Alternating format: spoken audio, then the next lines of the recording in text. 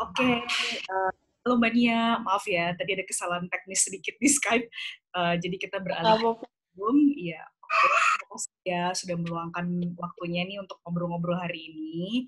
Nah, jadi Mbak Nia nanti akan perkenalkan diri sedikit gitu. Ini adalah Nia Aramita, atau dipanggilnya Mbak Nia. Nah, ini sebenarnya proyeknya tuh kayak KKN ya, karena beberapa kali melibatkan beberapa orang dekat gitu ya, sepupu. Jadi kali ini Mbak Nia gitu, dan Mbak Nia ini adalah seorang dokter bedah plastik ya.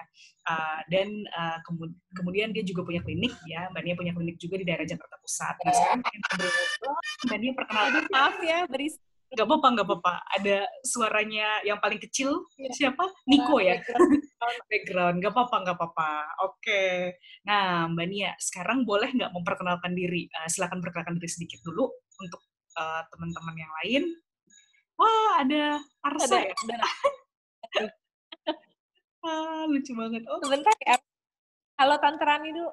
Halo halo, Tante. halo, Bu. Udah gede Oke, banget. sekarang Asa main dulu sama aku ya. Oke. Ya.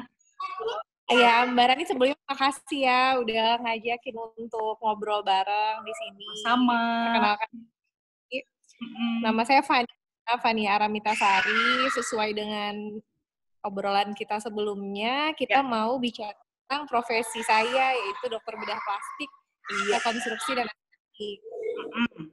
Oke, terima kasih banyak. Wah, apa namanya? Backsound-nya alami, bagus. Oke, Iya, maaf natural, nggak banget. apa-apa, nggak apa-apa, nggak Iya, apa-apa, it's nggak bisa okay. kontrol itu sekali. Nggak apa-apa, nggak apa-apa. Jadi Mbak Nia ini punya 3 putra. Oke, nah jadi bedah plastik itu ya. Nah, aku sempat baca sedikit-sedikit, itu kan suatu cabang ilmu kedokteran yang bertujuan untuk merekonstruksi ya, atau memperbaiki bagian tubuh manusia melalui operasi kedokteran. Nah, kemudian aku pengen tanya nih, awal mula ketertarikannya Mbak Nia untuk mendalami bedah plastik, itu awal mulanya kenapa memilih sebagai seorang dokter bedah plastik? Iya. Jadi sebenarnya kadang-kadang awam itu masih belum terlalu kenal mungkin ya dengan bedah plastik, Ya, rekonstruksi dan estetik. Karena ya. di Indonesia sendiri jumlah bedah plastik itu masih sedikit sekali, kurang lebih kalau saya nggak salah ya, mohon maaf kalau salah. Terakhir itu yang saya tahu masih kurang dari 200 dokter dibandingkan spesialis lain yang mungkin sudah ribuan. Dan itu memang tersentralisasi atau banyak di Jakarta, di kota besar gitu. Jadi yang kenal itu belum banyak. Belum lagi profesi bedah plastik itu sekarang ini biasanya ditempatkan di rumah sakit minimal tipe B. Jadi tipe C itu nggak terlalu, maksudnya banyak pekerjaannya yang bisa digantikan oleh dokter lain. Nah, bedah plastik itu sendiri, kenapa sih, tadi pertanyaannya kenapa sih saya tertarik gitu ya. Sebenarnya bedah plastik ini tuh menurut saya unik. Karena ini adalah cabang ilmu kedokteran, ilmu bedah, tapi menggabungkan antara ilmu kedokteran dan seni. Jadi art gitu. Jadi untuk, kalau saya boleh cerita sedikit, mungkin dulu mau mendaftar sekolah bedah plastik setelah lulus jadi dokter ya, untuk mendaftar spesialisasinya, ujiannya itu unik. Jadi ujiannya itu bukan kita menjawab soal, ya tentunya ada ya menjawab soal, tapi ada ujian melukis atau menggambar dan ujian carving.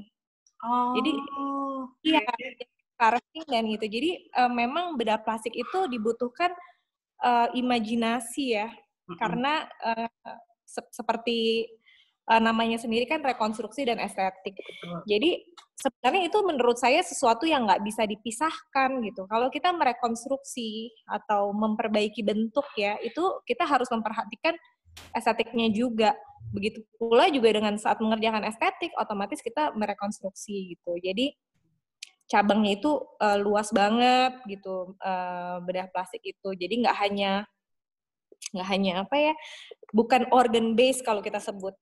Organ base itu artinya kita nggak punya organ yang spesifik yang dipegang apa sih. Contohnya THT kan jelas, telinga, hidung, dan tenggorokan gitu. Obgyn itu jelas, obstetrik dan ginekologi ya. Sedangkan kalau bedah plastik itu bukan organ base, kulit juga bukan, tulang juga bukan, tapi seperti top to toe semuanya itu dikerjakan, namun untuk bagian refinement atau biasanya finishing. Jadi kita sering sekali itu bekerjanya itu dengan tim, nggak sendirian. Gitu. Contohnya nih, misalnya pasien pasca pasien kanker misalnya, setelah diangkat tumornya oleh bedah onkologi, nanti rekonstruksinya mengembalikan jaringannya itu oleh bedah plastik. Itu salah satu contohnya. Gitu. Oke, jadi sebenarnya ini menarik ya, tadi ada ujian carving segala, jadi berhubungan dengan seni juga untuk ujiannya ya, baru tahu juga nih. Oke, nah terus tadi Mbak Nia sudah menjelaskan kenapa. Kemudian untuk subspesialisasi dokter bedah plastiknya sendiri, Mbak Nia itu lebih kemana? Kan ada kayak konsultan luka bakar, ada luka dan onkoplasti, terus ada microsurgery. Nah Mbak Nia ini lebih kemana sih kecenderungannya? Iya, sebenarnya kalau saya sekarang ini ada general plastic surgeon ya. Karena terus terang saya kan juga baru selesai pendidikan bedah plastik itu tahun 2018.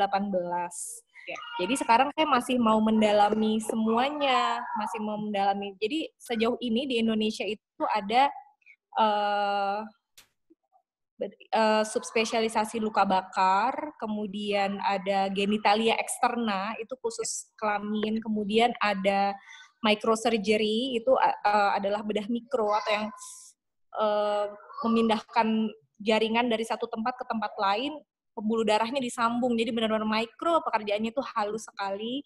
Kemudian ada craniofacial, itu untuk wajah, tulang wajah. Kemudian ada hand, khusus tangan. Kemudian ada juga wound and onkoplasti. Itu untuk luka dan onkoplasti. Sebenarnya waktu saya sekolah dulu tuh saya tertariknya ke craniofacial. Craniofacial, oke. Iya, betul. Tapi untuk subspesialisasi itu sendiri, buat saya sekarang kenapa sih saya masih mau jadi general plastic surgeon? Karena saya masih mau mengerjakan semuanya. Dan bedah plastik sendiri kan masih sedikit gitu. Jadi memang kalau saya sih belum mengarah ke sub, dan kebetulan saya juga bukan bekerja di rumah sakit pendidikan ya, seperti contohnya di RSCM atau di Fatmawati. Jadi saya masih general plastic surgeon dan mengerjakan estetik juga. Jadi selain rekonstruksi, saya sekarang sedang juga mendalami bagian estetik. Jadi bedah estetik. Oke. Kemudian prosedur yang bisa dilakukan ya oleh seorang dokter bedah plastik itu biasanya apa saja? Kan ada peregangan jaringan atau tissue expansion. Nah sebenarnya ini agak sulit karena memang ini kalau teknikalnya pasti Mbak Nia yang lebih tahu. Nah terus prosedur apa sih yang bisa dilakukan oleh seorang dokter bedah plastik itu? Sebenarnya secara garis besar kita bagi dua tadi ya, rekonstruksi dan estetik. Kalau rekonstruksi, tadi rekonstruksi dibagi menjadi 5 cabang tadi yang tadi saya udah sebutkan, yang luka bakar, dan kemudian tindakannya apa? Ya sebenarnya tindakannya itu benar-benar top to toe gitu, benar-benar dari rambut.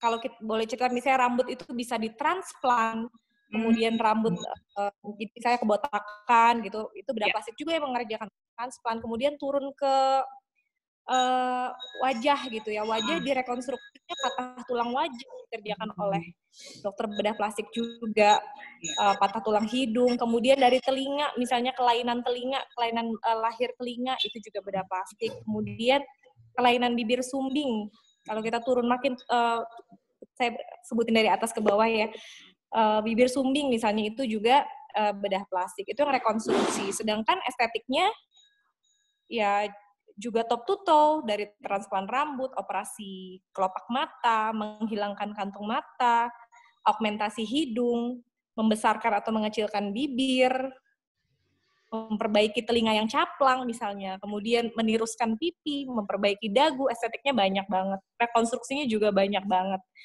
Gitu. Kemudian turun ke bawah. Turun ke bawah itu juga ke daerah payudara misalnya. Tumor payudara untuk rekonstruksinya, nanti direkonstruksi oleh bedah plastik biasanya di bagian microsurgery, jadi memindahkan jaringan yang jauh, bisa dari perut misalnya atau dari paha, itu dipindahkan ke payudara karena sudah diambil akibat tumor misalnya. Di estetiknya juga ada, di estetiknya augmentasi payudara misalnya, bisa dengan implan atau bisa juga dengan lemak gitu. Terus ke lengan juga misalnya kecelakaan gitu ya, kecelakaan jaringannya ada yang hilang, itu juga dikerjakan oleh subdivisi wound and onkoplasti gitu. Nanti jaringannya akan diganti, bisa dari paha atau dari sebelah-sebelahnya. Intinya memainkan jaringan agar cukup. Kemudian bisa juga di estetiknya mengecilkan lengan gitu. Turun lagi ke bawah, ke perut. Bisa rekonstruksi perut, kemudian estetiknya juga bisa mengecilkan perut, misalnya sedot lemak, ya, atau pernah dengar mami makeover misalnya?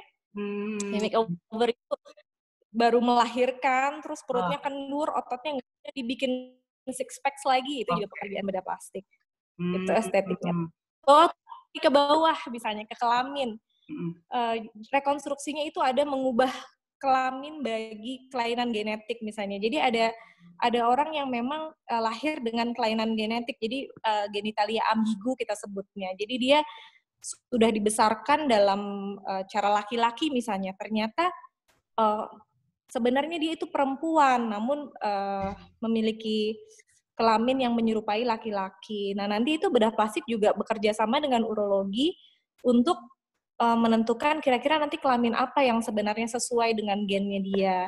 Gitu. Kemudian di estetiknya juga ada mengembalikan selaput darah, misalnya memperbaiki bentuk vagina, itu juga pekerjaan bedah plastik. Sampai ke ujung kukunya cantengan, bahasa awamnya itu dibener, itu juga salah satu yang bisa dikerjakan oleh bedah plastik.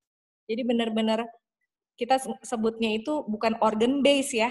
Ditanya organnya bedah apa sih? Ya nggak ada, itu semua toe to toe gitu. Iya, oke.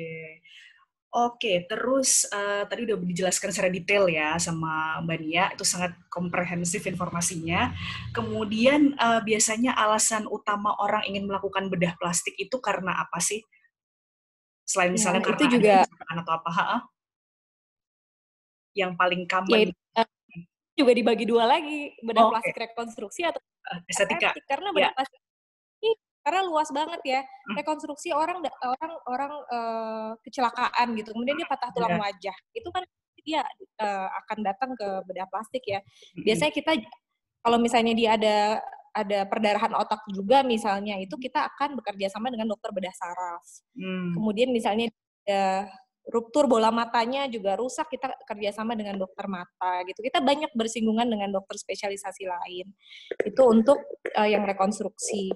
Kemudian kelainan bawaan, kelainan lahir seperti sumbing, kemudian mikrotia, telinga yang kecil, lalu misalnya asimetri wajah, kelainan-kelainan genetik lainnya, itu juga tadi bedah plastik. Itu untuk yang rekonstruksi. Nah, kalau untuk yang estetik, kenapa sih pasien datang? Karena sebenarnya filosofinya bedah plastik itu tidak hanya menterapi atau menangani fisik, tapi juga mental gitu. Jadi ada sebenarnya sering saya analogikan atau saya kasih contoh itu pasien sumbing. Sebenarnya kalau pasien itu bibirnya sumbing, kenapa sih? Nggak apa-apa kok, selama langit-langitnya nggak sumbing juga ya, hanya bibirnya aja.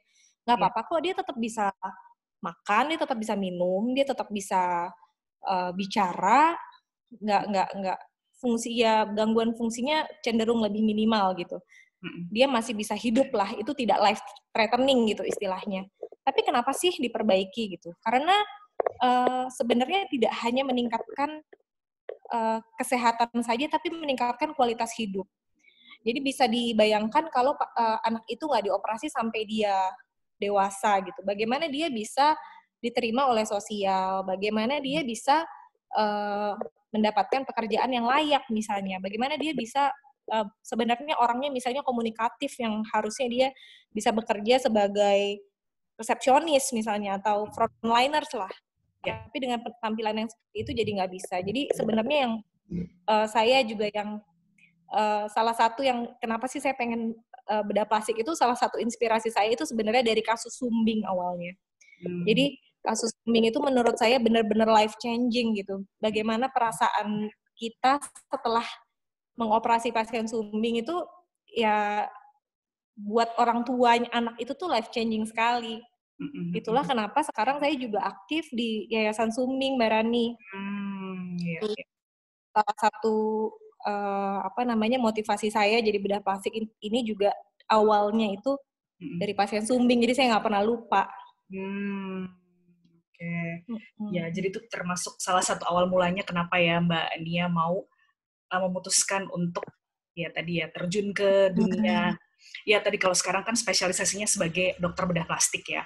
Nah tadi life changing ini menarik ya, bagaimana mengembalikan tadi confident juga ya, kepercayaan diri seseorang yang mungkin tadinya tadi seperti Mbak Nia bilang juga ada ketidakpuasan dalam diri gitu karena satu hal yang bisa membatasi atau melimitasi langkahnya untuk mencapai sesuatu. Kemudian begitu dikembalikan gitu, misalnya dilakukan bedah plastik tersebut sehingga mengembalikan fungsinya atau kemudian bisa lebih baik gitu ya.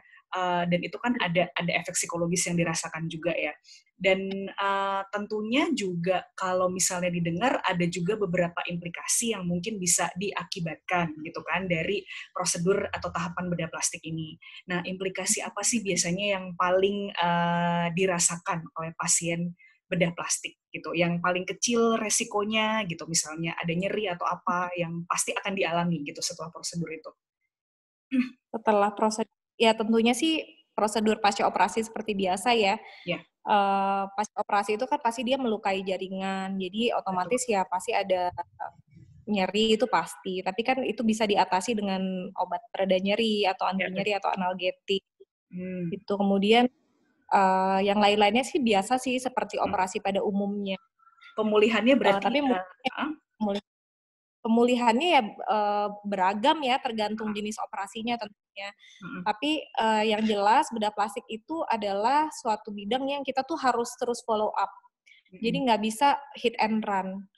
Pasien Sumbing pun itu juga nggak bisa hit and run. Jadi setelah dioperasi kita harus follow up 3 bulan kemudian bagaimana, 6 bulan kemudian bagaimana. Karena sebenarnya proses penyembuhan luka itu berakhir itu kurang lebih 6 bulan sampai 1 tahun.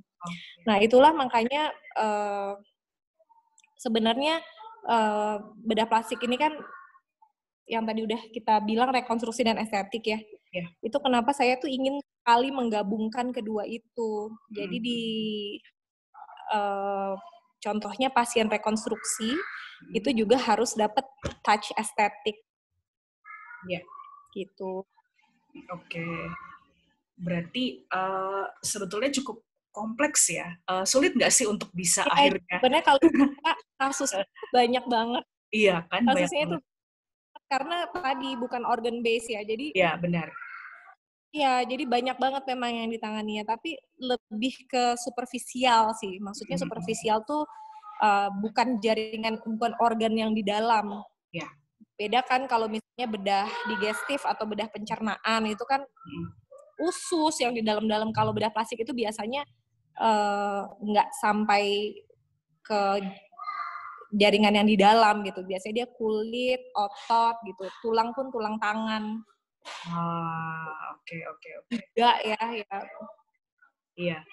Nah, oke Mbak Nia, tadi kan udah termasuk, maksudnya penjelasannya sudah sangat detail gitu. Nah, ini beralih ke satu pertanyaan yang mungkin 2 pertanyaan terakhir nih ya. Mbak Nia ini kan setiap hari ya bisa dibilang nih kan, setiap hari nggak sih harus datang ke klinik gitu? Atau seminggu hanya beberapa kali? Sebenarnya kalau bedah plastik itu untuk tindakan sitonya atau yang emergensinya itu cenderung lebih sedikit dibandingkan bedah lain. Emergensi di bedah plastik itu bisa dibilang contohnya itu luka bakar misalnya. Kemudian misalnya putus jari gitu, itu kondisi yang emergensi, atau kondisi kecelakaan misalnya itu emergensi. Jadi bisa dibilang tuh nggak sebanyak kasus emergensi yang lain. Jadi kalau ditanya setiap hari, kalau misalnya operasinya itu elektif atau misalnya elektif tuh artinya bisa direncana. Misalnya contohnya pasien plumbing itu kan nggak harus besok dikerjakan juga, atau pasien estetik apalagi itu kan elektif. Jadi itu pengaturan jadwalnya itu relatif lebih enak ya. gitu. Jadi ya lebih kita bisa menjadwalkan misalnya oke, saya mau operasi hanya di Senin, Rabu, Jumat, kecuali ada emergency ya itu beda cerita. Itu masih bisa gitu karena emergensinya lebih sedikit. Oke. Terus di kesibukan itu menghandle dan memanage waktunya gimana nih terakhir? Ini yang lebih ringan aja sih, karena kan dari profesi dan segala macam ya tadi ya, pekerjaannya kan lumayan menyita waktu. Kemudian masih ini nggak sih, masih bisa untuk merefresh atau merecharge diri sendiri atau melakukan hal-hal yang disukai atau misalnya main sama anak-anak, waktunya masih bisa diatur tidak? Kalau sekarang di saat sudah selesai pendidikan spesialis, saya akui itu saya punya banyak banget waktu luang. Nih buktinya kita bisa ngobrol kayak gini. Iya. Dulu waktu masih sekolah sih nggak mungkin, Mbak Rani. Mungkin bahkan acara keluarga aja nggak tahu udah uncountable yang saya skip itu berapa. Gitu. Karena dulu waktu masih sekolah itu hidupnya benar-benar di rumah sakit lah ibaratnya. Itu benar-benar rumah kedua atau mungkin rumah pertama deh. Rumah sendiri itu rumah kedua. Tapi setelah semua itu selesai, ya memang ini yang saya inginkan dari profesi bedah plastik itu, semuanya bisa diatur, semuanya bisa dijadwalkan gitu. Bukan sesuatu yang situ atau emergency. Apalagi alhamdulillah kan ada klinik yang dekat rumah gitu. Jadi kan salah satu surat izin praktek saya kan di klinik itu kan. Nah, di klinik itu jadi lebih fleksibel lah waktunya gitu. Saya bisa atur sendiri kapan mau praktek. Kalau di rumah sakit, kebetulan saya cuman nggak setiap hari juga, hanya Selasa dan Jumat. Oke. Nah, ini yang paling terakhir nih, Mbak Nia. Apa sih tipsnya kalau misalnya kan saya juga punya banyak murid ya gitu, dan mereka juga ada beberapa yang cita-citanya menjadi dokter gitu kan. Nah, kemudian ada nggak sih tips kalau misalnya mau jadi dokter bedah di bedah plastik?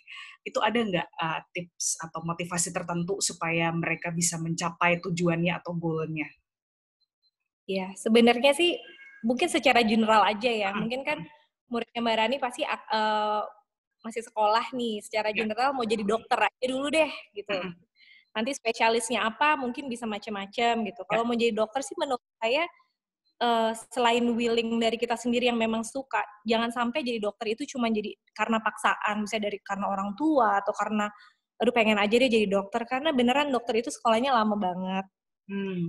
Dan nanti ada waktu-waktu di mana kita itu melihat, wah teman-teman seusia kita kok kayaknya udah kerja, udah mapan, udah ibaratnya jadi bos gitu ya. Kok kitanya masih sekolah aja nggak selesai-selesai. Nah, kalau misalnya kita nggak ada passion di situ, itu pasti akan apa namanya, akan gugur lah cita-cita itu.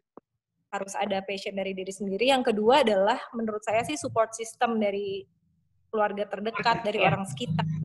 Itu yang paling penting. Karena mereka harus mengerti bahwa pada saat pendidikan itu pasti akan sulit ya. Pasti akan sering ditinggal lah, atau sering jarang di rumah. Menurut saya support system itu paling penting sih. Lebih penting daripada, maksudnya pinter itu nggak ada artinya kalau nggak ada support system dari orang sekitar. Menurut saya sih. Oke, iya. Berarti tadi passion dan support system yang kedua ya. Paling penting. Passion, iya. Nggak perlu apa namanya, yang jelas kalau willingness harus lah ya. Harus, di mana-mana profesi. Iya.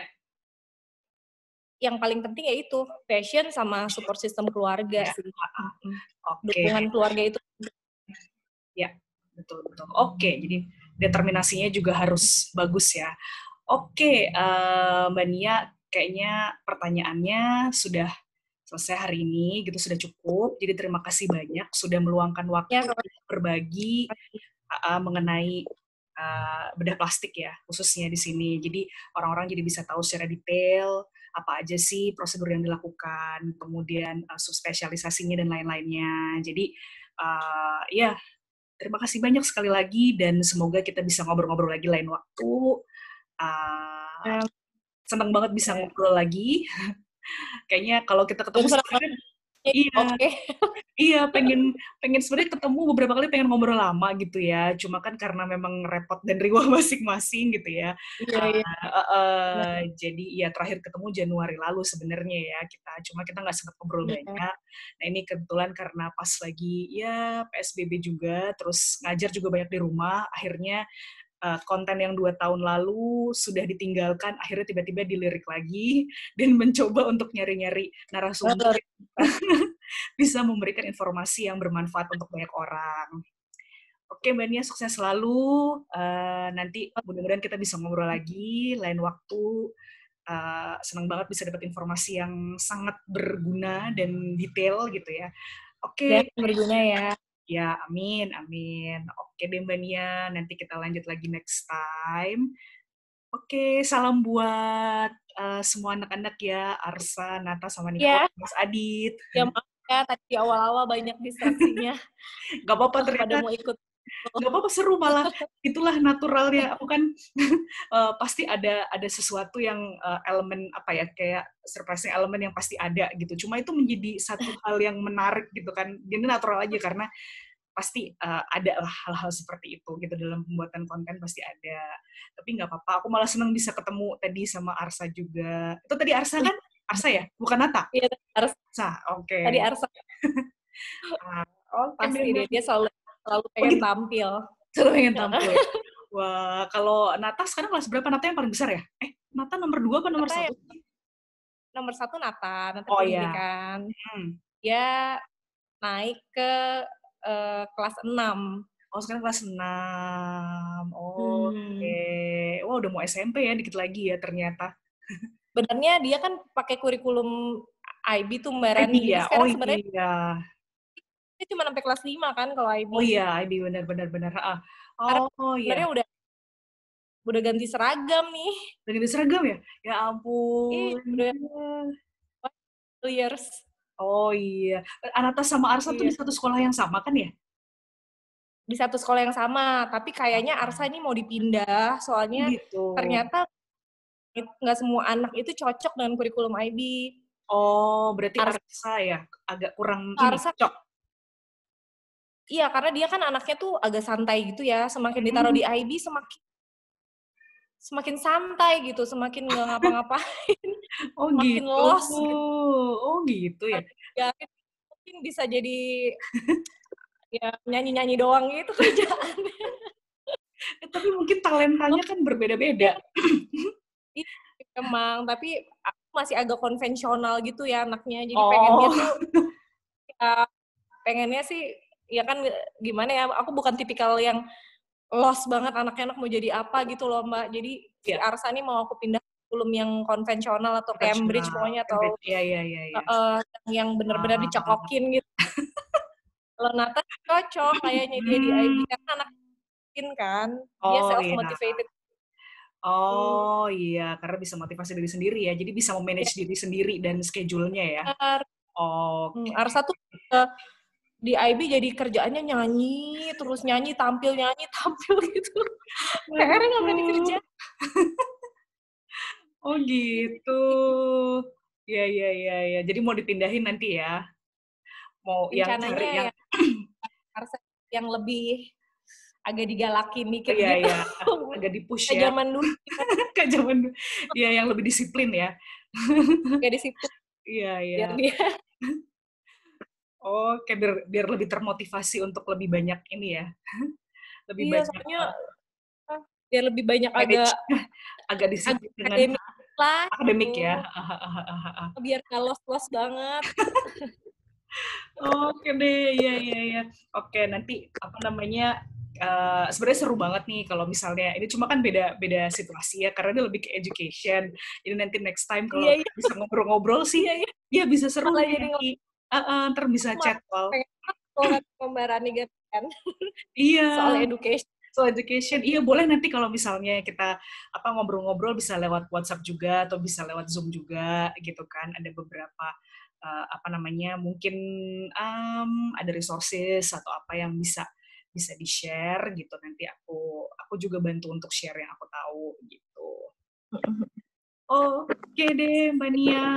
Terima kasih ya. Nanti kita lanjut Terima kasih juga lagi. ya. Ya, oke. Ya, oke. Thank you. Thank you, Mbak. Dadah.